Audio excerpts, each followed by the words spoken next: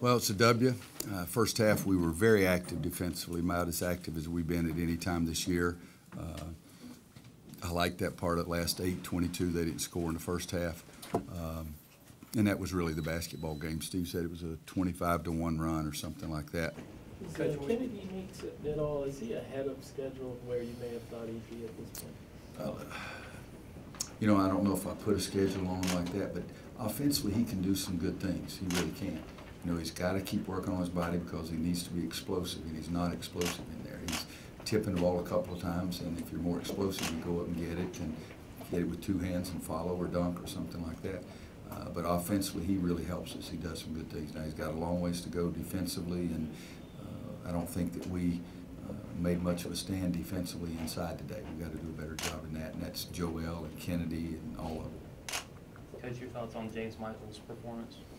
Well, you know, it's the first game. I think Steve said in 5 games he's been in double figures, 4-8, but I like 3 steals and his alertness. I mean, the play that JP got the dunk on is because James Michael wasn't being guarded. He screamed for Marcus. Marcus turns the corner and then they have to help. And so that's the reason that everybody's just going on JP's dunk, and it was a heck of a dunk. But James Michael made the play, and teams are good. Team players are really good because of the dunk that James Michael had inside. JP's the one that made that play because he just got a finger on it, knocked it loose, and then James Michael finished. But I just don't want James Michael to pressure himself. Just be a basketball player, do the best you can do, and if the shot's not going in, become a better defender. And that's one thing I think that I've got to get him sold on, is just being a better defender and let the other things come to you. Coach, can you give me a little progress report on Isaiah Hicks? Isaiah's not as comfortable as he wants to be or as I want him to be. There's no question. I told him there at the end, I think Desmond had the ball in the post and threw it out to him, and everybody wanted him to shoot it. We had another one where everybody wanted Luke to shoot it. But Isaiah's going to be a really good player.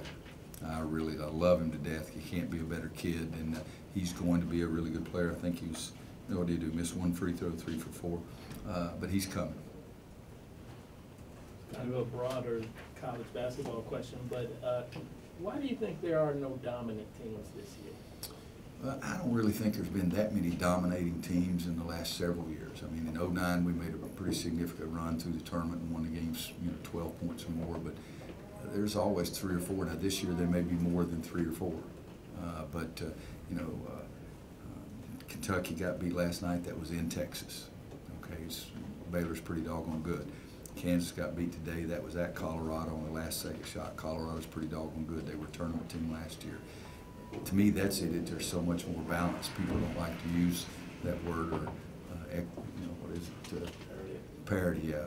Nobody likes to use that word, but that's the truth. I mean, there are really a lot of good players and a lot of good teams. And I guess Kentucky a couple of years ago made a pretty significant run through the tournament, but I'd like to have had our chances if we'd had all our guys.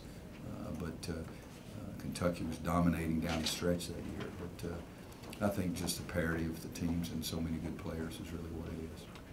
Coach, just talk about going up against some of your former players in West, Jackie, and JB, coaching-wise. Yeah, I'd like to have had them on my team. West made a lot of shots. Jackie was as good a defensive player on the wing as I've ever had, and JB could shoot the dickens out of it in practice, so I know he can do it in a game too.